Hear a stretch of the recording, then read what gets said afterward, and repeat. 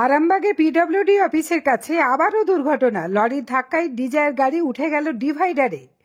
আরামবাগে পল্লীশ্রীর কাছে পিডব্লিউডি অফিসের পাশেই আবারও দুর্ঘটনা। প্রচণ্ড গতিতে আসা লরির ধাক্কায় সুইফট ডিজায়ার গাড়ি উঠে গেল ডিভাইডারে।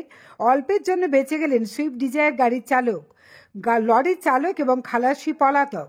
আরামবাগ থেকে কৃষ্ণ জানার রিপোর্ট, আরামবাগ টাইমস। আপনার পরে কি আসতে গেল? ও তো বেরাগো মারেনি, তুলে দিল আমার উপরে। আমি বড় পেটে মেরে এই সব হয়েছে, এই সব কে চালাচ্ছে এটা তুমি? হ্যাঁ, কি নয় করো?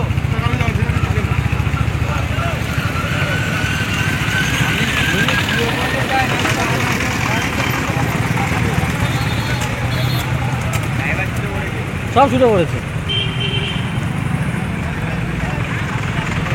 গাড়ি চালুই আছে, ওরা ছুটে পড়েছে সব ছেড়ে দিয়ে।